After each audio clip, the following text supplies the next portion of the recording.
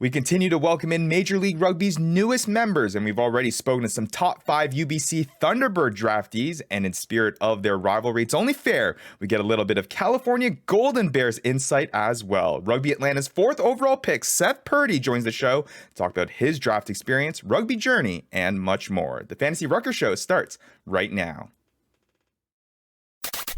Where rugby and the world of fantasy sports collide. Welcome to the Fantasy Ruckers Show, bringing fantasy rugby to the masses, talking all things rugby from the MLR to leagues around the world. We're on top of it. Headphones on, pads off. This is the Fantasy Ruckers Show. Now, here are your hosts, Ryan Yee, Matt Yee, and Devin Vanderpool. What's up, everybody? This is episode number 39 of the Fantasy Ruckers Show. Thank you so much to our Fantasy Ruckers League members, our community members, and everyone else tagging along on this journey of trying to make fantasy rugby a reality in the MLR. Matt Yee, Devin Vanderpool, Ryan Yee here with you, as always, trying to make this all happen. Guys, another week, another busy off-season, roster moves, everything. We've talked about it every single episode, but it feels like it might be the off-season in the MLR. It surely doesn't feel like it with everything going on. Is it always this crazy in the offseason? Like, no, this is new. This is this is just an absurd amount of, number of like Argentinians coming up the border, Canadians coming back home. This is getting crazy, but we love it. But hey, it's got to be good for the MLR, right? What I would be interested to ask the question about, right? It would be the guy who runs MLR Stats. Talk to James Dealey. You can check him out on social media at MLR Stats, at Jam Delay on Twitter. He's been keeping up with all the roster moves, and I would like to ask him whether or not the amount of work that he's putting into this offseason with all those updates that he's been doing on a weekly basis with regards to all those roster moves happening and keeping people updated, if it feels like for him that he's been taking on a whole bunch more than it was compared to last season, because it surely feels like it as someone who follows him. He's getting a pay grade at Christmas. Oh, this has got to be the record of 2-page posts that he has. So, he's I think he's getting put. He does have the 2-page post going. It's pretty intense. It is pretty to create a whole new template just for this offseason. Yeah, crazy. All right, well, wait, we got a jam-packed episode in this one, episode 39. We aren't coming short of anything MLR related, especially when it comes to fantasy rugby. We got all that news and notes and stuff. Like, we always break down the latest roster stuff, all those Argentinians that are coming to the MLR. You might not believe the team that they're going to, because we talked about it before. It wasn't the team that we expected, so we're going to be breaking that down. And like we said at the top of the show, we've got another top 5 pick here to join us on the Fantasy Ruckers Show to talk about his draft experience, talk about his rugby journey. Seth Purdy of the California Golden Bears is coming on the show here. Just recently drafted this past offseason to Rugby Atlanta. We're racking up the top 5. Hey, we're just missing number 1. That's it. So Hey, that is the connection that we may be able to link here to maybe get that guy on board. But before we do that, we got to pick his brain here, and we got to talk about what it was all like to be in that top 5 pick. So it is time to welcome on our guest for episode number 39. That is Seth Purdy, 4th overall pick. Woo! Welcome to the show, Seth. Appreciate you coming on, man. Thank you so much. Hey, guys. Happy to be here. Thank you. Pretty awesome stuff, man. I don't know how crazy the offseason has been for you. Like we mentioned just now, it's been a pretty wild offseason when it comes to MLR. Just feels like there's a whole bunch more going on than we've seen in previous offseason. And part of that was the draft and all the hype surrounding it. I feel like a lot more went into this year's draft in terms of broadcasting it, in terms of getting it into the public eye in the rugby world. And obviously, you're a big part of that, man. So top 5 pick, 4th overall, going to Rugby Atlanta, man. Let's just start it right off the top there, man. How does it feel? Are you excited? How has the offseason been for you so far?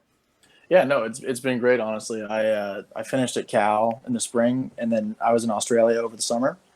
So I went through my whole draft process, 15 hours ahead. So I was doing it all from Australia, and I get up at like 3 a.m. to take calls and stuff like that. So that was a bit of a hassle, but I'm happy it's over. Honestly, it was pretty exhausting. But I'm super excited to be a part of Atlanta, and I'm excited to get started. Hey, so you bring up taking calls and stuff. I mean, who were you talking to all the teams? Like, did all the teams reach out to you, and did you kind of vet out each one, and each ones were kind of vetting you out the same, or was it just like a select number of teams? Yeah, no, I mean, I would talk to, I'd probably say 6 or 7 teams, and kind of just like we do like introductions for the most part, right? Kind of like explain my background, like where I want to go with it, like kind of my desire and stuff like that, I guess, and just kind of feel it. Like you can tell they're feeling you out, obviously. I wasn't vetting them out for sure. I was pretty happy to go anywhere. I wasn't going to be like, actually, no, it's too cold there. But no, yeah. So it was a pretty cool experience. Yeah. But now, how was that draft process, Seth? And how, I guess, to put into perspective for our listeners and our viewers, how long was it? I know it basically starts from, I guess, you designating yourself and you declaring yourself eligible for the MLR draft, and then kind of what happens in between that time. What happens to the days leading up to the draft? Is it an extraneous process? Can you just take us through kind of what it's like to, from the moment you decide that you're going to be declaring yourself for the MLR to now you being part of Rugby Atlanta? Can you just take us through those days or months of what it was like to be a top draft prospect? Yeah, of course. So I declared, and then I kind of reached out to teams. Like it's a small community, right? Rugby community. So we all kind of we know somebody like on each team, right? So I would ask my friends if they could put me in contact with their GM, and then get their email, and then send them my highlights and stuff like that. So that's kind of how I went about the process. So then try and develop a communication through that, and then move forward. But it was a fun process for sure. It was pretty yeah. Now, do they ask you any like crazy questions like out of left field? Like, I don't know. If No.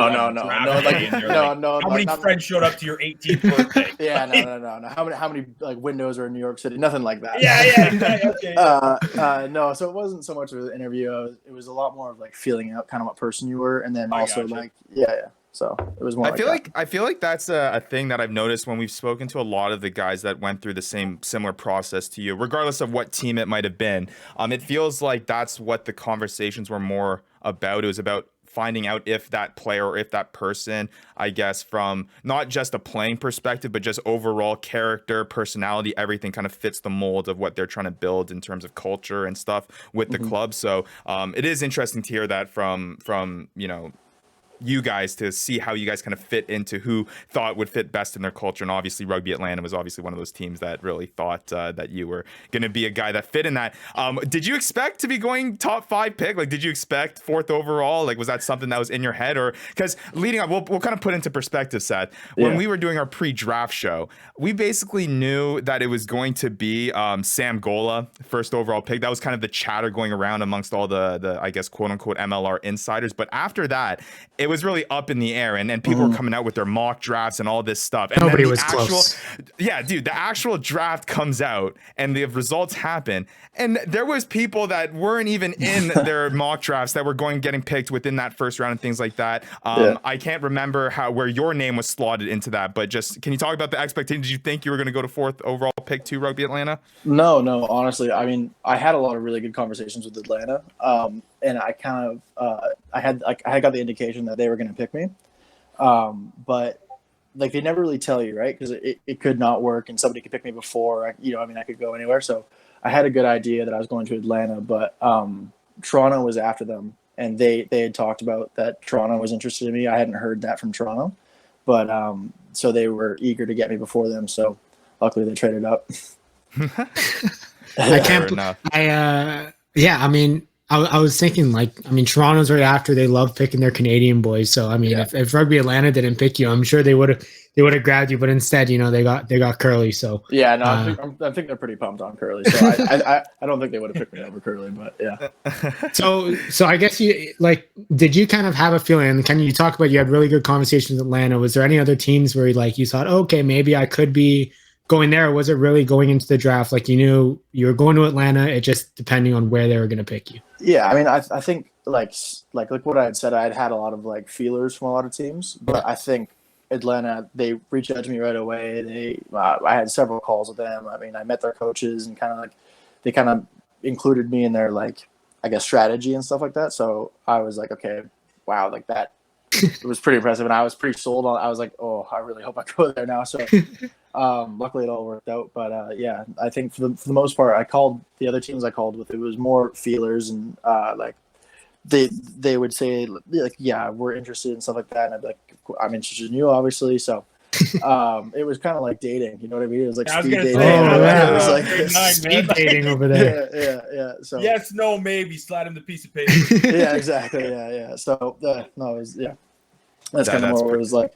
That's pretty funny. All right, so that's pretty. It's fascinating for us to kind of hear the draft process, because obviously, when it comes to drafting and rugby, it's not something that you really see often, at least in the world of rugby and on the international level, and seeing how other leagues operate. It's very novel to the MLR that the whole draft process is part of it. So we'd like to kind of pick your guys' brain about kind of your experience and seeing how that kind of differs from other leagues who do have drafts, and I guess how that experience differs from, I guess, traditional ways that rugby clubs usually acquire their players. Did you get an invite? Did you get an invite to the smokehouse, to the barbecue house down in Texas? To the draft? No, unfortunately I didn't. I don't think they would pay my flight. Goodness. I was in Brisbane at the time, so I don't think.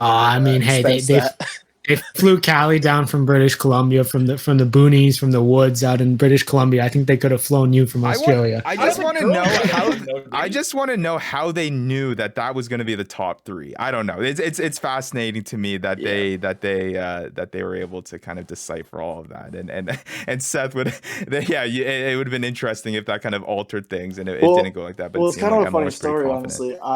So when the draft was going on, I was actually up. I just finished playing down in Sydney, and I was up in Cairns, and I was traveling with my friend, and we were staying in the Daintree, which is the rainforest up there, the jungle, and we were staying at this hostel, and I had no Wi-Fi, and I was taking all these calls at 3 a.m., and there was only this small, so it was like a big compound, right? And only the center part had Wi-Fi, so I'd get up at 3 a.m, and I'd walk through the jungle, and there's like birds and bugs, and like it's just like so I'd run through the jungle and then like be like all sweaty and taking this call, right? So out of breath. But when the draft actually happened, I didn't have any Wi-Fi, so I was driving from there back to Cairns, and I had no Wi-Fi, and I was freaking out. My friend was driving because I wanted to be able to take calls, right? Yeah. And like in and out of service, and then it starts. And so Gala, one of my best friends, we were roommates all through college. Oh, cool.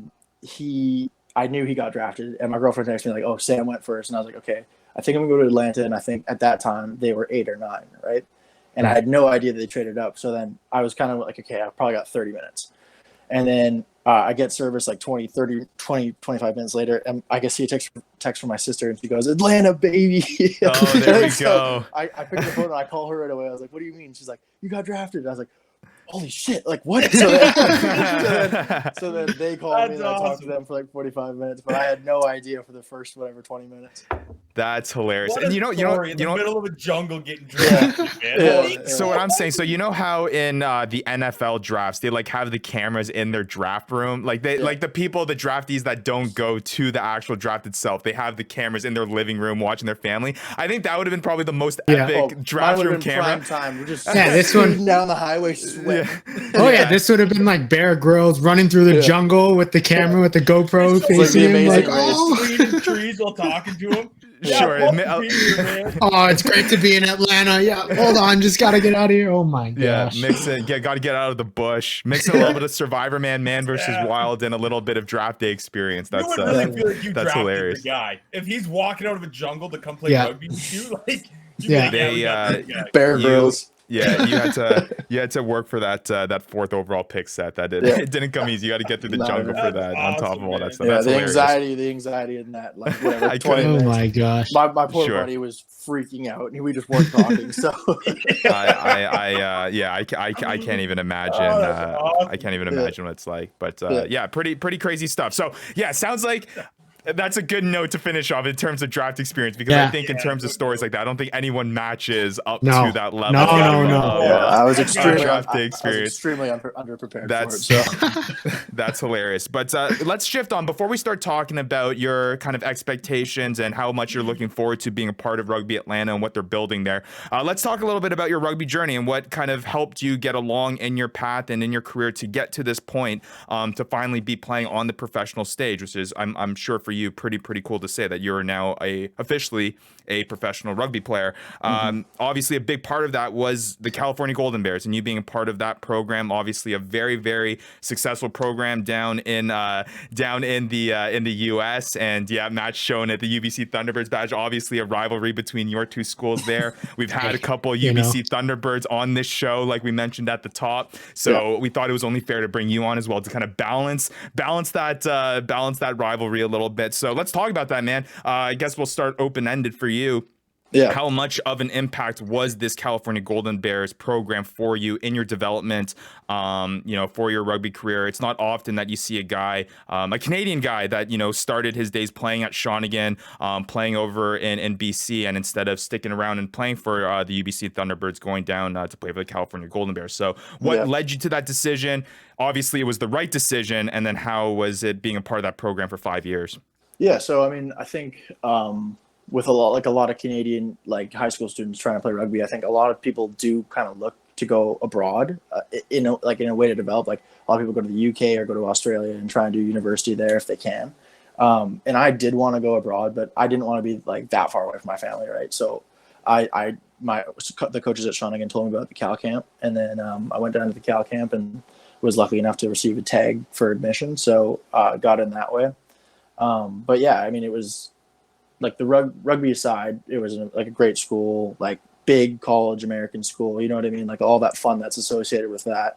And then also a top-notch professional environment in my opinion. So it was and there's just a lot of hills to walk up there, so you're just getting big calves all the time, right? Yeah. Absolutely massive calves. I wasn't blessed with big calves to start my life, but after 5 years there, the match was made in heaven, man. Yeah, you didn't have calves before going there. They gave you those calves to leave with. That's hilarious. The program there it is top notch and it's professional. You train 6 days a week, and the coaching staff is top level. Both of our head coaches coach the US team, so I mean it's hard to beat that. And the facilities there, Matt, you've seen it, are unreal. No, they're definitely nice, but I guess you needed 7 days of training to try and win that World Cup, so that's all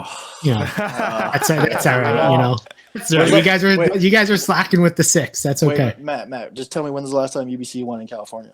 Oh, come on, hey, we don't have to talk about that. Hey, look, we're just looking forward to the party. We're not thinking about the game. You know what I mean? The weather's too hot. Yeah, the weather's too hot. The hills are too steep. You just can't handle it. A lot of factors. That's a perfect segue, because we've mentioned this rivalry between those two clubs, UBC Thunderbirds and the Cal Golden Bears. Obviously, for those of you who are listening or watching that don't know, the Cal Golden Bears and the UBC Thunderbirds every single year. I don't think they weren't able to have it this past year, I believe, right? In 2022. It was scheduled, but it got canceled. They do a home with each other. UBC will come down to California to play on their home turf, and then vice versa. Cal will come up and play at UBC.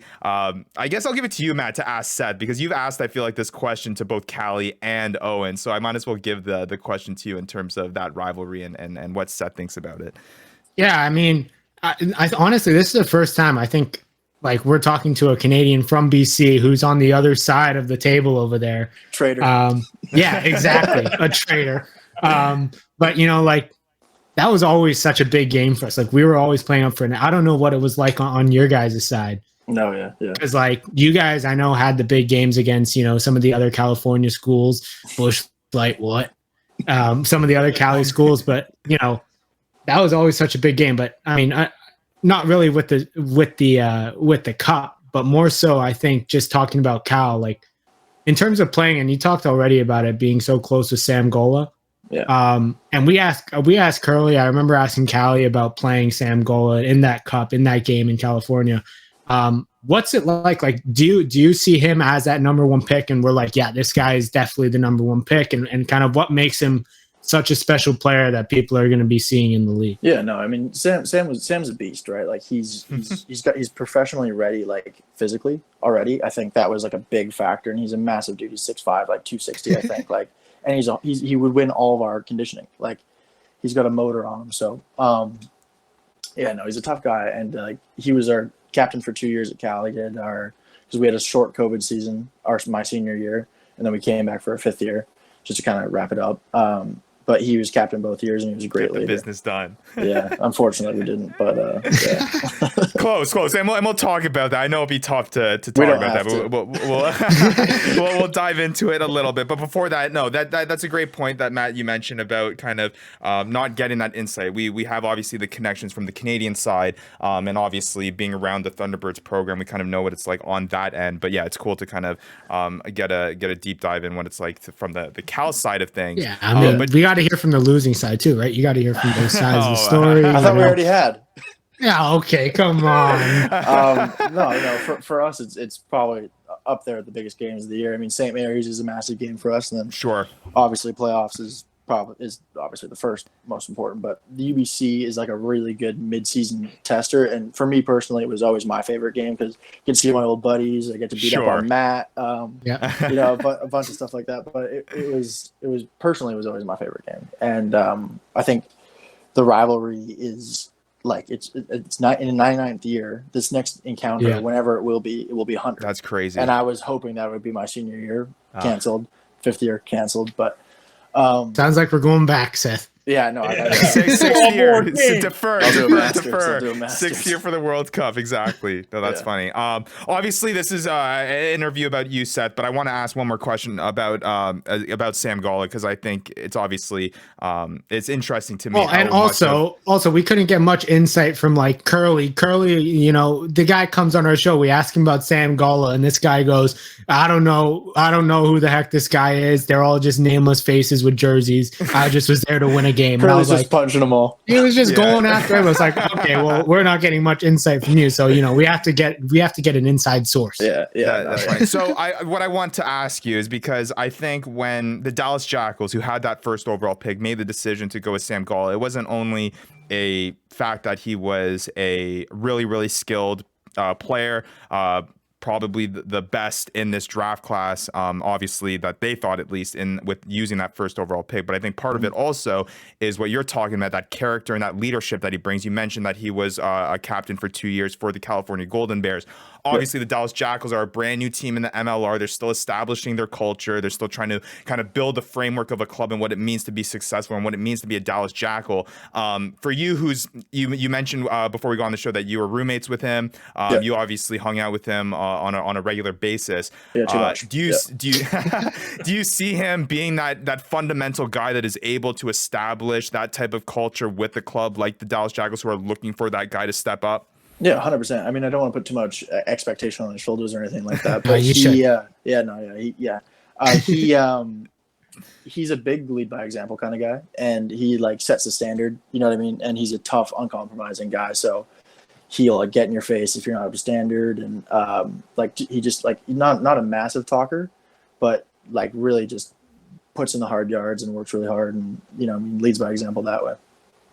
Yeah, interesting stuff. And last one for at least from the collegiate scene before we start moving on to some big expectations for you, because I'm sure you're excited and itching to hit the pitch in Atlanta, and we're super excited to watch what you can do on that field as well. But we wanted to get the opportunity for someone who is part of the collegiate rugby system, because the way that Canada operates with their whole university rugby system is a little bit different. It is really cool to see the amount of I guess progress that has been made with regards to rugby in NCAA sports. So just kind of an open-ended question for you, like what is your thought about how the NCAA currently operates with rugby? For us, it gets confusing sometimes. There's multiple different championships, obviously. We'll talk I've never heard of any of these schools outside of Life, Cal, and St. Mary's. So, so I guess this is where we'll talk about it. The Cal Bears obviously falling short this last season in the semifinals against St. Mary's, and that was part of the D1A Men's National Championship bracket.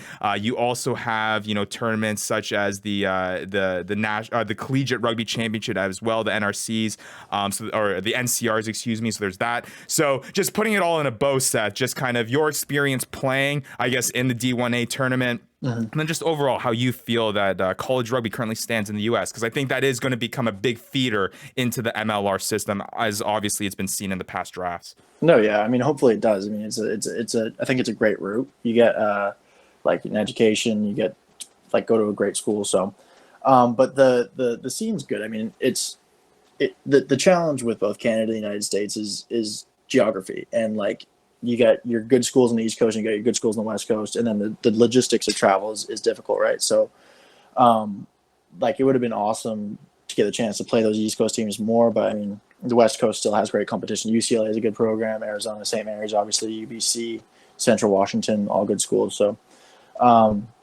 but yeah, in my experience, I think even from my freshman year to my fifth year, I think those teams all stay at the top, but then it's the bottom or the middle 10, say the rank from 10 to 20 that improved. I think it was always the top 8, and then they would always win, right? But I think you're starting to see a bit more upsets. You're starting to see a bit more competition in those like middle schools. So I think there's a lot more room to grow, and I think it's getting better. I mean, and what's the because like honestly, I mean, outside of I think the sevens tournament, like at least out here, I don't see much TV time or national broadcasts or even regional broadcasts. And I don't know what it's like on the West Coast. Maybe it's different. But did you feel like there's a lot of exposure and a lot of like increase from your first year to your fifth year of how much visibility that you were able to see in terms of, whether it's live streaming on a site or whether it's, actually being on a regional channel or something like that? Was there stuff like that? Yeah, no, I mean,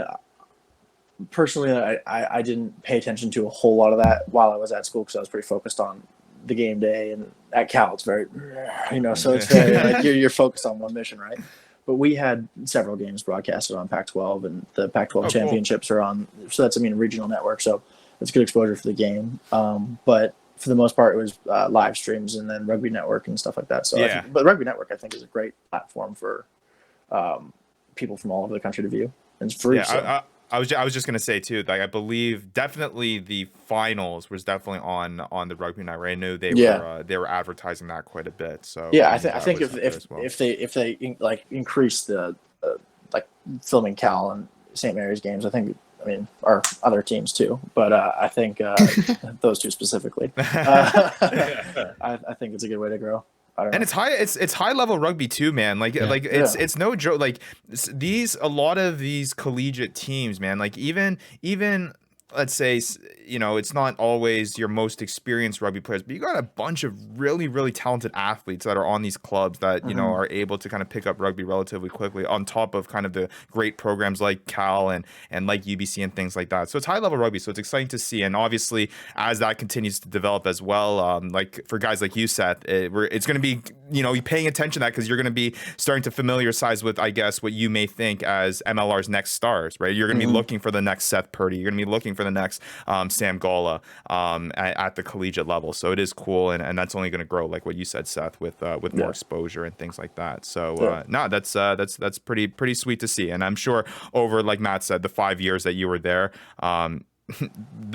between the day that you first came versus the day that you graduate, I'm sure you saw a huge difference when it came to the collegiate rugby scene over those days. So 100%. Pretty cool stuff. All right, well, hey, let's shift on here, man, to the big expectations and all the chatter that it comes to you joining Rugby Atlanta, a successful club that they are, the impact that they've made in the short time that they've been in the league. I mean, we talked about last year, they were second in the Eastern Conference, 11 wins, only 5 losses last season, was competitive in the playoffs. They've established a pretty gritty culture, I would say, guys, in the MLR. We'll leave it before I send it to these guys, who I'm sure have a few questions for you. Just excited to be joining Rugby Atlanta and the successful club that they are, and the fact that they traded up knowing that they wanted you to obviously fill a need that they felt they had for this upcoming 2023 year. Yeah. No, it's a massive honor. I was actually just there yesterday, my first time down, so I met all the coaches and the staff involved in the program, saw the facilities and everything like that. So I'm super excited to be down there full time. But got a little session in yesterday. I got a good sweat in that Atlanta heat. It was good. I'm really, really excited for it. So yeah, did anybody reach out to you from the Atlanta team to anybody? I forget how many Canadians are on there, but I think it's one of the team that has less Canadians on their squad compared to some of the others. Well, I think so. But there's 3 Shawnigan guys, or they drafted. They drafted me and Jack Shaw, who goes to Bishops. He's Shawnigan boy too, and then George Barton's also a Shawnigan boy. Okay. Yeah. Okay, so yeah. it's a bit So of you're essentially right at home. yeah, It's like you're back in high school. Yeah. Feels can't wait.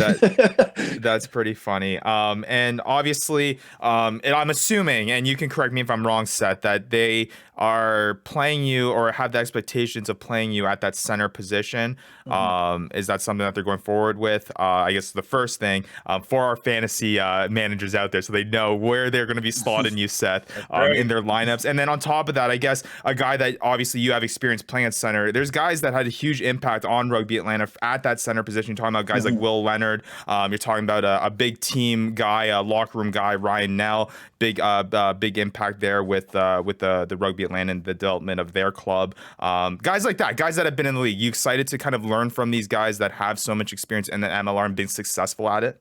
Yeah, 100%. I think my first year, I don't want to set myself up with a lot of expectations. So I'm going there to be a sponge and work my ass off. And if I play, I play. So hopefully I get some time at 12, maybe 13. But yeah, I'm just there to learn from those guys who have way more years of experience playing professionally than me. So what have you completely given up the 10, and you've had some experience at 15, you've had some experience at the wing. We all know, I mean, I've personally experienced your twinkle toes in training and I would witness it firsthand watching you play. So are you not, have they not even like spoken to you about playing you on the wing at all or playing at fullback knowing you've had that experience? No, not so much. No, I don't think my lungs, I've kind of can't cancel that option. So I as of right now, no. But I mean, anything can change. I like being a versatile player and I can play in a lot of positions, and I did have Cal. I played everywhere in the backs -9. So if they want to try me there, then they can take a stab at it. But I would advise against it. Yeah, so do I. And before Vandy, you have a question, or you can ask it just after this. Is do you know who also likes versatility? Fantasy managers like versatility. Oh yes, we do. Imagine you got Seth Purdy, who's not only center eligible, but he's center eligible, back three eligible. Oh wait, throwing a little bit of fly half and scrum half eligibility in there too. You'd be a prime fantasy asset candidate. I don't like my fly halves to be variable like that. That's about it. So scrum half, sure. Fly halves, no. Fair enough. But now, yeah, Vandy, go. Seth, you looking forward to, like, who's the, I shouldn't say one guy, but who's somebody on your list you're really looking forward to play alongside with?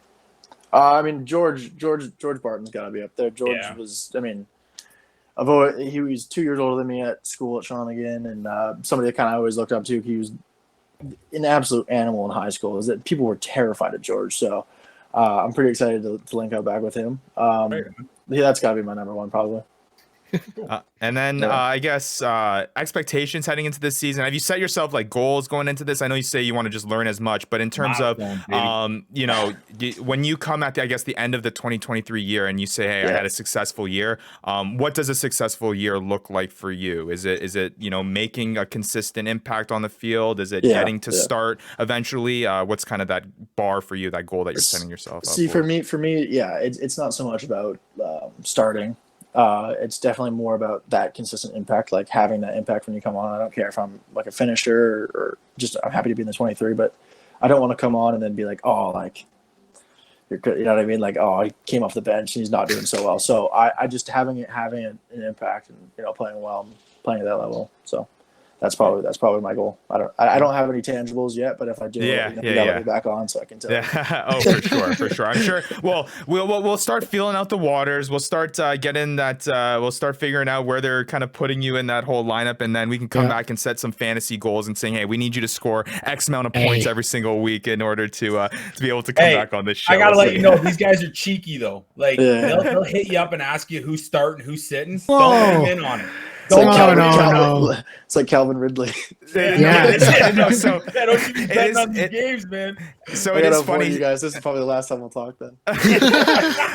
It is funny, Seth, though, because I mean, you know how I guess within a growing league like the MLR, the accessibility is really easy for us right now, especially with the connections that we have in the rugby community. It's very easy to kind of reach out to guys to see, hey, like you want to hop on the show and just talk a little bit about rugby and the MLR and things like that. It's much more easier to get an interview with Seth Purdy than it is to get get the 4th overall pick in the NFL draft onto a fantasy show. So. With that being said, and that in mind, a lot of our community members and a lot of the guys that are in our league have also adapted that accessibility and also realized that players are willing to I guess talk with you and interact with you. So we actually have one of the guys in our league reach out to Connor Mooneyham and was like, "Hey man, are you starting this week? I want to know." And he's like, "Oh yeah, I'm starting. I'm starting this week." He's like, "All right, well I'm putting you in my fantasy lineup too." Well, I'm just like, look, essentially what's happening is, Seth, you're gonna make sure to let me know once they decide to throw you into the starting 15 before everybody else knows. Don't tell Vandy, don't tell Ryan, don't tell anybody else. You let me know, and I will pick you up and I will put you in my starting lineup like it's we'll talk about We'll talk. There we go. See? He needs part of the winnings that you're gonna get, Matt. Yeah, he needs to have a little bit on the waiver wire to be picked up. Oh, come on. I'll be stashing him on the bench. And Matt has been known, we learned from last season, that he is a homer for some of his homeboys that he does know. He wasn't afraid to make sure that he was picking up guys like Jack McRogers, Andrew Quattrin, picking up guys that he knew. So I'm sure you will definitely be on that list if at any point in time in the 2023 you're even a little bit fantasy relevant. So the minute I see you in a 23, I am going to be having you on my team. So there we go. All right. Well, hey, speaking of fantasy, I think that's a good segue as well to kind of wrap up this interview. Really, really cool, man. We're super excited to see what you do with Rugby Atlanta. It's cool that the perspective that you're going in with it. I think it's a huge opportunity for young guys like you to get a lot of experience from these professional guys, especially with all the roster moves that we were talking about at the start, man. Like, there's a lot of big talent that is coming over to the MLR, and it's cool to see that guys that are developing in our backyard. Obviously the connections that you have back in BC with Shawnigan and being familiar with a lot of the guys there, being familiar with Matt, and obviously with the Golden Bears, for you guys to get that opportunity to play with some of you guys is really, really cool. But what's even cooler is that you now may have a fantasy impact and may stress some people's lives out a little bit on weekends here in 2023. It was crazy last season. Seth, if you don't know, we basically had our first inaugural year last year where we put together 8 different fantasy managers who picked up a team. We did a whole draft and everything. And I'm not sure if you're aware, but the stats when it comes to the MLR is a little bit iffy. It's hard to find that data in places. So we had to do everything by hand. And we were literally like statting things out and getting guys' points totals and things like that. And it was interesting to follow, different guys. And I mentioned, guys like the guys that you're going to be playing with, like Will Leonard, having huge fantasy impacts on a weekly basis. So it'll be cool to see what you can do. With that all being said, we talked a little bit before that you have a little bit of relevance or familiarity with fantasy sports. You had a little try at fantasy football, so you kind of know how it works. But when you take with what you know with fantasy football and all the hype that I'm sure you hear about it when, tune into football on weekends, when you hear the idea that fantasy rugby could be coming to the MLR, and that's something that people could be playing. They could be drafting Seth Purdy, and they're like, hey, man, I need Seth Purdy to score me a couple tries this weekend to win my matchup. I need him to be breaking through the lines there at that 12 spot, at that 13 spot. When you hear that, what's your instant thought? Like, what do you think of that, of fantasy rugby maybe becoming a possibility? Well, I think it's great. I think it's a great way to grow it too, because then everyone's got their own team that they cheer for, right? But then if you got somebody on some other team, you're going to tune in and watch them and see how they play. So I think it's a great way to get people to get more familiar with other teams in the league besides their home region or whatever team they support. So I think what you guys are doing is great, and happy to be a part of it. I think you hit the nail on the head with that. You with fantasy, you become fans of the player, not the team. Yeah. Like, now all of a sudden I like Miami and I hate Miami. Yeah. But now you like Seth Purdy. Now you like Seth Purdy, but you might not. See, now we like Seth Purdy, and now we're making sure. You got to make sure that you're doing well. I'll put it this way. I held on to Holden Younger for 8 weeks, and he didn't get me a single fantasy point. And that's the dedication that he has. That's what you can trust in Andy. He has loyalty. I got too much faith. There you go. So just know, Seth, if you ever land on Vandy's team next season, at least you know that he will have a little bit of patience with you for you to get rolling and making a fantasy impact. And if you land on Vandy's team, just know the fact that his team is in last place, it's not because of you, man. It's not because of you. Thank you. Hey, you got There we go. Matt. I don't want to talk about it. We don't have to talk. Hey, come on. We got a guest on the show. We don't have to talk about it, man. Yeah, don't embarrass me, man. Come on, we don't talk about that here. No, that's really cool, man. I know that it's interesting to hear kind of the players' reaction of fantasy rugby and the thought of it being in the MLR, because I think a lot of you guys, and I know Seth, you said you had a little bit of familiarity with it, but there are some guys that we speak to that play fantasy football religiously. I know Andrew Cultural, who we spoke with last week, just started kind of playing fantasy football. Now he's all in, and now he's watching fantasy football and all that. And we hope that adding fantasy rugby, kind of like what we did with Vandy here, he never had really watched a rugby game in his life before joining this show, and now that he's bought into the MLR through fantasy rugby, he's now full on fan watching it every weekend. And yeah, we got the fans to choose the Utah Warriors for him. So unfortunately, he won't be cheering for Rugby Atlanta and you, Seth Purdy, but when you are facing the Utah Warriors, he will be you'll be right there. I'm sure you'll hear lots of Vandy, but it's cool to hear, because you guys are on I think been so often on the end of playing the fantasy sport, and you haven't really put into fact that holy crap, we're professional players, and if this is a thing, we're just like kind of those on a smaller scale, like those NFL guys, like those NHL guys, like the NBA guys, where there are people now who have a stake in how you perform.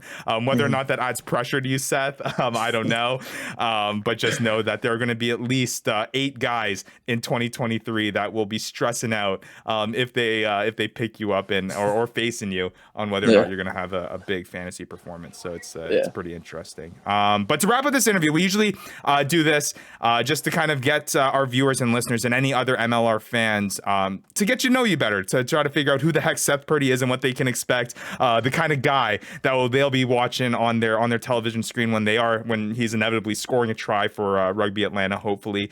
Just a rapid fire questions, man, of kind of things that you like, things that you're expecting about the MLR, things like that. So we'll hop right into it. Quick question here to start off with. Your favorite team to watch? Is there a team, like when you're watching rugby, whatever league it is there a certain team that you kind of enjoy watching the most? Okay, so I would probably start, like, when I first got into rugby, the Waratahs had won the Super Rugby Championship, and that team, the 2014 team, I thought they were phenomenal. I thought that was a great team. I love Kurtley Beale. I loved his versatility. I love how he moved around the park. Right now, I love watching the Australians play. I think the way they play the game with counterattack and attacking focused, I think their games are always very entertaining to watch. So I think it's got to be an Aussie team, and I feel like you have something to say about that, Matt. Yeah, nothing. Hey, like, if you like watching losing rugby, then that's fine. You like watching losing rugby. It is what it is, right? I will say it is kind of refreshing to hear that it's not always an All Blacks answer. You know what I mean? A New Zealand answer. It is kind of nice to hear that there's some people that are enjoying Aussie rugby as well. Matthew, maybe not so much, but hey, to each his own. Hey, All Blacks are losing rugby too, so fair enough. All right, next question here, Seth. Perfect. So, favorite team, favorite player. Who's the guy that you kind of look up to? Maybe model your game off of, like you'd love to watch. Who's the guy that really stood out to you, whether that's now or kind of growing up in the sport? Who is the guy that stuck out to you that you like to watch? Yeah, I think I'm gonna have to say Kurtley Beale again. Like, it's a kind of a funny selection, but I just love the way he played. Like, I think he could slot in at 10, 15, 12, like, and he kind of just moves the ball well, moves his feet well, pretty physical in defense. So I always loved watching him play. Kind of a dark horse there, but that's it is. I love it. Yeah. A bunch of dark horse picks there. I don't know, man. I'm hearing a lot of you like versatility, and I think I keep on hearing that, man. All that rings in my ears, man, is the fantasy bet. Exactly. Picturing Seth at 15. Yeah, sounds right. All of our league managers that are listening to this right now are just salivating at the mouth, man. They're just trying like, to boost my stock. Dark. Yeah, exactly. The campaigning. Self-promotion. That's hilarious. All right, next question. I'm a little bit more MLR related now. Most excited place to play, man. There's a lot of cool teams that are now part of the MLR. Is there a certain location you're excited to go to? A stadium, maybe an atmosphere that you've noticed watching the MLR? Any place that kind of sticks out to you that you? Or a place to get drinks after the game. Well, definitely Austin for that one. I think Austin's such a fun city. Go. I've had a 4-day bender in Austin that was all one day for me, so I loved Austin. But I gotta say, I think San Diego's new stadium is gonna be pretty crazy. That will be cool. I think that one will be pretty cool, and then Seattle obviously would be good. I get my family down for that one probably. So Seattle's always got great attendance, and I think Utah would be pretty crazy too. So Vandy, I'm sure you love that. Shout out Bible Belt. There we go. And I mean, some of the views at that Utah Stadium too, having the mountains in the background, pretty cool stuff as well. No, and then cool, I guess non-rugby related there, Seth. Most excited to play in San Diego, most excited to play in Austin, or maybe not play, but play afterwards in Austin. But most excited thing non-rugby related that you're excited for in Atlanta. I mean, it's a really cool city. I've heard really good things about Atlanta, Georgia. A lot of fun. It's a sports city, obviously having a lot of fans with their local pro teams there, and hopefully Rugby Atlanta can kind of hop on that wave a little bit with that fandomship. But for you though, man, what really pops for you that you're excited for living and for the next little while here for down south? Yeah, no, I don't have a very concrete answer for that. I'm pretty excited to live in the South. I honestly never thought I'd live in the South, so yeah, it'd be a pretty cool experience. I'm excited to see that Southern heat. Yeah, I don't know. The cuisine there is phenomenal, barbecue, and so that's probably what I'm most excited for is just living there. I don't really know like many of the attractions in the area. Honestly, I haven't done my research, so I'm a bit dumbfounded to be honest. But now a guy. What do you say, Vandy? I'm pretty sure they got a big art museum. Oh yeah, Seth, big art guy. You'll find it there. Big art guy. Just really cultured. When you don't find Seth Seth Mona Lisa hanging in the back. I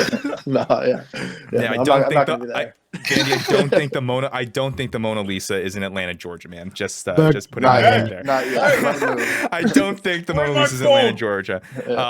I can bet you money on that. People are listening right now, Vandy, and they're like, "This is ridiculous." No, it's the Mona Lisa and a cowboy hat from Tilsonburg thinks the Mona Lisa is in Atlanta, Georgia. Yeah, sure. Okay, moving on.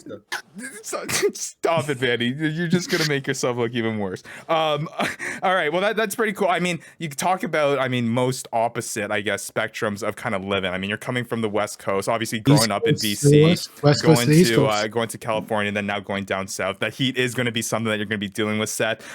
Which lends to the question. I know you grew up in BC, so obviously you're familiar with the rain and playing in the wet. So what's worse for you? I guess what's more fun for you? Would you rather play in the soaking wet like you have, I'm sure, in BC, or in probably what's going to be really humid heat in Atlanta, Georgia, where it's going to be hot, it's going to be sweaty. You're not a forward, so you're not going to have to get into those scrums getting close and personal with some other people. But but what would you rather play in there? I'm going to break this up. I'd say I'd rather train in the humidity and the heat because those rainy days are just terrible. Yeah. And I would rather play. Oh, I think we lost him. Oh, no, he's back. There he is. You got him back? Seth, do you hear us, man? Yeah. There you go. All right, what do you got? What you cut up there after? So you'd play in the wet, or no, you practice in the wet, you'd play in the heat. Other way around. Vice versa. Playing vice the versa. Train in the heat, and play in the wet. Train in the heat. That's that David Goggins lifestyle. Yeah, that's so you can blame the drop balls on the rain, right? Yeah, exactly. There we go. And then I guess this is a good way to finish it off. Matt made me ask you this question. So we got to know. No, we got to know the answer to this one. Simple one for you, Seth, to wrap this all up. California or British Columbia? I'm just gonna leave it at that. Man. I might be breaking a lot of hearts when I say this, but I'd probably say California. Hurts, nobody blames you, Seth. Nobody blames you. Yeah, I gotta do it. I can't imagine the impact though that state has had on you, man. Being there obviously for the past 5 years and really being a impactful force with the California Golden Bears Rugby Club and all that you've done over there in the years. So I'm not surprised with that answer one bit. But I do know though there is a special place in your heart for BC and for that little corner of Canada as well. So pretty cool stuff, man. Appreciate you coming on, dude. What? Bats in the court. Yeah, baby. Woo! Yeah. Appreciate it, guys. It was awesome being on here. No, it's great. Like we said, we love to kind of get the insight from players, especially guys that are excited to join the league. I'm excited to. I know we kid about you hitting a fantasy bar, but we'd love to have you on again and talk to you. And I'm excited to kind of see where your kind of expectations or where your perspective lands after you've maybe played a few weeks or after you've trained a little bit with Rugby Atlanta and kind of really get embedded with that club there. We're excited to kind of see where you come along and how you grow as a rugby player and see how successful you can be not only obviously on the pitch itself and making an impact from a team standpoint, but also from a fantasy standpoint as well. A little bit selfishly here on the show, because that's what we're all about here. It all comes down to fantasy sports, right? That's because nothing else matters, right, guys? Matt, Vandy, you guys know that. Yeah, I don't even know what rugby you is. said it, not me. But fantasy sure does matter. Exactly. But yeah, I appreciate you taking the time, Seth, man. We'll love to have you on again soon. And yeah, good luck this season with Rugby Atlanta. Super pumped for you, man. And I'm sure we'll talk soon and keep in touch. Yeah. All right, boys. Appreciate it. Have a good one. Yeah, thanks, Seth. Appreciate it, dude. All right. Well, that was Seth Purdy, 4th overall pick with Rugby Atlanta. Cool conversation with him, man. Like I said, it's really cool to see kind of the differing perspectives of, you know, the guys coming to the league, talking with Callie, talking with Owen, and now talking with Seth, and just look, we're not just a Canadian. We're not just a Canadian. Put that away. We're not just a Canadian rugby show, right? We don't just bring on Canadian players. We also got the American players that are coming on too, you know? Yeah,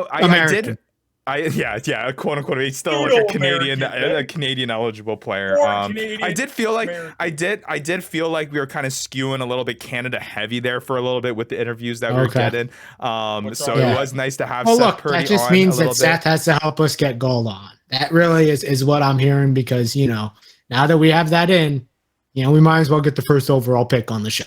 And then obviously stir up some crap here, because we'll just replay the Owen Rudden clip while he's on.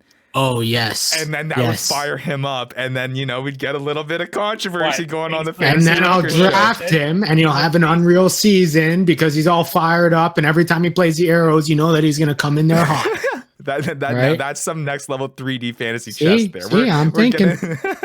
I'm thinking. We're get it so nobody comes on our show anymore. No. Vandy people love to be fired up. Let's just shoot ourselves in the foot while we're at it for entertainment. Hey, come on. We're resorting to after a last finish in the 2022 fantasy season. We're resorting to mind games now for fantasy success here. That's what Matt's got. I'm trying to get out of last place here. See, you didn't have to tell Seth that. So you didn't need to know. You didn't need to know. You really embarrassed Matt there. Nobody needs to know there. You said I lost. You lost. Hey, hold on. Everybody knows who has watched this show. I am a toilet bowl championship finalist.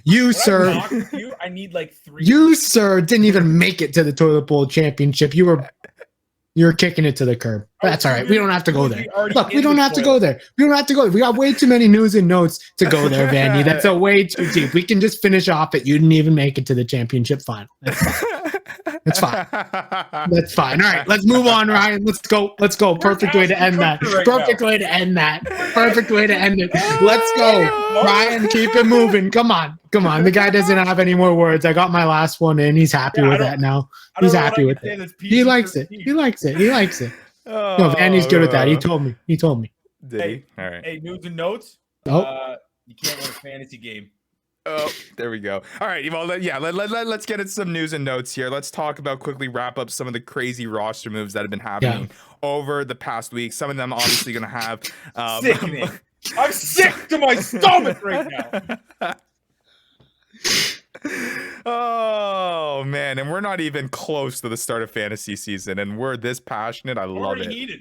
I want to draft tomorrow. I'm ticked off. I'm gonna make a rugby league in my back friggin' yard. Okay, we're gonna bet on. If you make a rugby league in your backyard, I will come out of retirement. It'll be a fan rugby league. Okay. FRL. Okay. The FRL. All right. For real league. Oh my god. It'll be pretty embarrassing coming last place in the league that you started.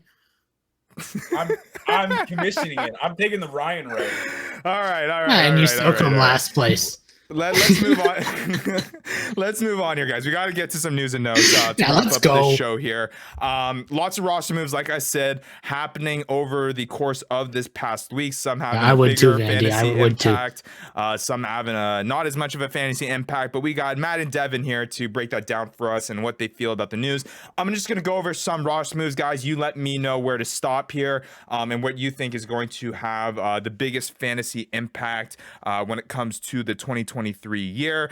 Let's start off with the Old Glory DC, because I feel like they were making big moves heading into this week. We'll start off with a guy that had a pretty big fantasy impact last year, a guy that is going to be officially returning for the 2023 year, finishing 15th overall in our fantasy rugby rankings with 61.3 total fantasy points. That is center for Old Glory DC, Junior Sao. He will be returning for the 2023 year. We saw it on Twitter. I think it was Steven who mentioned it there, that he's excited to draft him for his league coming up. So as soon as he saw the re-signing there, he's ready to lock him in there. Members trying to shoddy their picks, but hey, big sign for Old Glory DC. Yeah, I was pretty surprised with this one, because I thought that he went on to go back to league. So I thought he went back to league in England. And then I was kind of surprised to see him sign back on, but hey, it's great to have him back. He's going to be a huge impact player.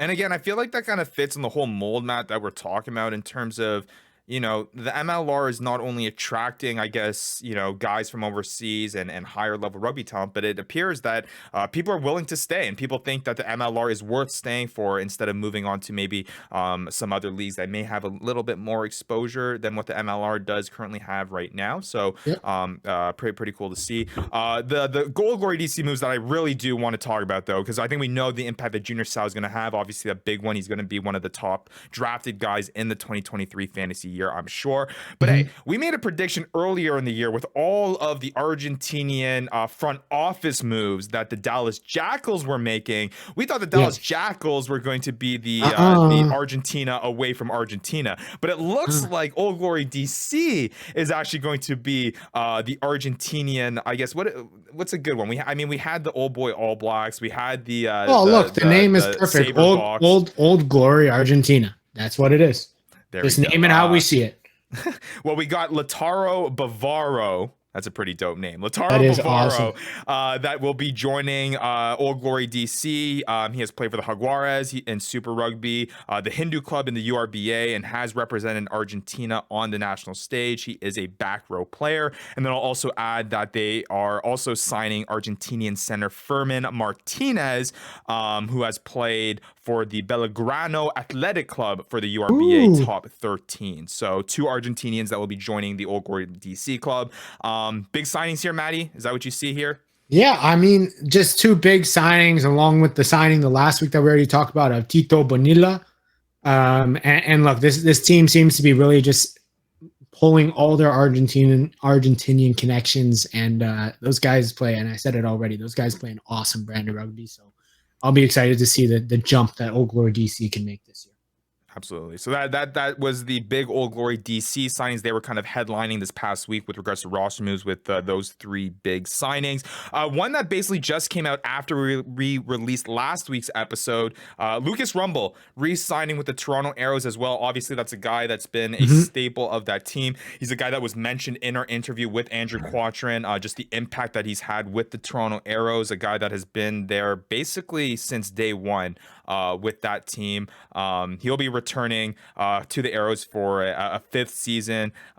He's basically featured in 39 matches, 37 of which is nuts, 37 of which he started since being in with the Toronto Arrows in their inaugural season in 2019. So, and then this is a guy that obviously is a big tackler. He's a if we have tackles and steals, he's going to be up at the breakdowns. Yeah, absolutely. And a guy that is just one of those typical back row, gritty, hard workers that, if we do some of those stat changes that we mentioned in our past episodes, he's going to be a guy that's going to greatly benefit from that. Yeah. So Lucas Rumble joined the Arrows. And while we're on the Arrows, I think just before the show, or today, the Arrows brought back Canadian eligible Irishman, Shane O'Leary, who's already had some caps with Canada. But he's had some times in kind of the Division 2 leagues, Ealing Trailfinders, I think he was with at one point over in England, and he's made his way back. And kind of one of the fantasy impacts that I'm thinking about is, what does that mean for Sam Malcolm? What does that mean for Will Kelly? These guys are guys that were probably on roster. Well, Sam Malcolm definitely on a roster, but Will Kelly was on a roster when he was slotting in to start. What does it mean for those guys? And kind of interesting. We'll see how that plays out. Absolutely. And moving on here to a couple last signings that I think will have a bigger impact, and then I'll just roll through some of the other quicker ones, and you guys can stop me at any point which you think are big ones. But two more moves that I wanted to cover was that the Warriors signing one Hunga Havili. I'm pretty sure that's how you pronounce it. You got the Havili. I got the Havili. Hunga. They even have the pronunciation from you. Thank you, Warriors. Hunga Havili. Pretty dope name as well. Multi-year contract with the Utah Warriors. So, Vandy, get to know that name very quickly. Second row player that is joining this team. He's a guy that spent 4 years in Perth playing for the Perth Spirit and the Western Force in Super Rugby. So he has that professional experience. Should be able to bring kind of that professional pedigree to the Utah Warriors as well. We'll see how he does there. And then big one that I want to move on to here is Angus Cultural has called it a career. He will hanging up the cleats, won't be playing rugby, at least from a professional standpoint, any longer. This is a guy that really didn't have a fantasy impact last season. He was really on a sad note, one of the bigger busts of the 2020 through 2022 year, only racking up 10.9 fantasy points from a guy that I think the prior year, before our inaugural season, when we were coming out with the rankings heading into our first year, was undoubtedly one of the top picks in the league. I mean, he was a guy that was scoring tries, so involved in the offense. He's a back row player. Back row. So he was scoring a lot of tries. I believe I can pull it up here. He was picked with a 3rd overall pick. That's what I thought, because I was gonna pick him and then I got Joe. Yeah, the 3rd overall pick in that 2022 season. So hanging up the cleats, won't be making that impact, at least from a fantasy perspective anymore. But hey, a pretty solid career from Angus Cultural. Obviously had an impact with the Giltinis. Probably leaving because the team's folded. I don't know. We'll see. Yeah, it is interesting to see where that all plays into that situation. But Cultural, no more professional rugby playing days for him. All right, quickly here as we wrap up the show. I know we're running a little bit long here, but I'm going to just name out some other roster moves that have happened here, and then you guys stop me at any point. We did mention the Dougie Fife move last episode. I just wanted to update that it is also in exchange for 2023 cap considerations going to the Free Jacks way. So in exchange for that, they'll, I guess, have a little bit more money to play around. We talked about Yuri Van Vuren. In addition to Lucas Rumble returning to the Toronto Arrows, Mason Flesch is also returning to the Arrows. Connor Young is going to the New England Free Jacks. Facundo Gaddis, he'll be going and returning to Old Glory DC, the Uruguayan, having a pretty big impact with the club there. So a couple of South American little flavor being added there to Old Glory DC, in addition to Facundo Gaddis. With those Argentinian additions. Cole Keith, he's going to the New England Free Jacks in exchange for 2023 cap considerations, which is New England Canadians. New England, apparently, right? I mean, all the Canadians are going to New England, so he'll be teaming up with Andrew Quattrin there. So a couple of Arrows interjecting themselves into the Free Jacks club. Jason Potros is joining the New England Free Jacks as well from the Taranaki Bulls. Is what they're called. Kellen Gordon also retiring, and then Quentin Newcomer, he will be going to Old Glory DC from the New England Free Jacks for 2023 cap considerations and a 2023 second round pick. Is he a newcomer? He's a newcomer for Old Glory DC. Yeah. Oh, he's a newcomer though. We're finishing it off with that type of joke, eh, Matt? That's where we're sitting here, right? Terrible. You're doing so well. History. Kellen Gordon, apparently he helped build the Seattle Wall that won a shield for Seattle in seasons 1 and 2. He's retiring. So did your insider tell you that? Yeah. One sec. What did you say, Ryan? Adam Schefter over here breaking the inside knowledge for Kellen Gordon. You know what? Yeah, That's why we have you around, Vandy. That's why we have you around, man. Hey, look. Matt. Gordon and Cottrell, they're new leavers. Quentin, he's a newcomer. Oh my God. All right, that's it. All right. Well, great conversation with Seth Purdy. Hey, I out of here. I do want to leave the show on this point. I've been getting a whole bunch of messages from some of our viewers and some of our listeners about the prospects of a league being expanded, how people can join a league, how they can get involved in fantasy MLR, how can they find themselves a team to experience the this whole wave of trying to make fantasy rugby a possibility in the MLR. Let me tell you all, there is stuff happening in the works. We are trying to expand it as best as we can. Obviously, the big bottleneck here is a logistics situation of trying to find the best way to get you and distribute the fantasy stats as efficiently as possible to the most amount of people. And when we can get what we're working on developed to do that, the possibilities are endless. We're going to have everyone playing fantasy rugby, and we can't wait to get to that point. But like I mentioned to everyone that reached out to us on social media about the possibility of leagues, something is in the works. You'll want to follow us at the Fantasy Ruckers, Twitter, Instagram. Continue watching the show, supporting the show. We really do appreciate it. Those are the spots where you're going to hear first about the first leagues that open up to the general public, and we're so excited for when that could happen. We're excited about the idea of that happening. Believe me, we'll be pumped to bring even more people into the fantasy mix and helping it really become a reality in the MLR. And it's only going to do that by you, the listeners, and you, the viewers, supporting us and supporting fantasy rugby as a whole, because it's been an awesome journey so far, and it's a journey that's going to continue for hopefully many seasons to come. You guys having an arm wrestle? You guys are ridiculous. You guys are real cute. As much as you guys bicker on the show, it really is like taking care of a disgruntled married couple. Honestly, it really. You know what? Really you know is. what our big spite is right now? The MLR hasn't sent us a letter.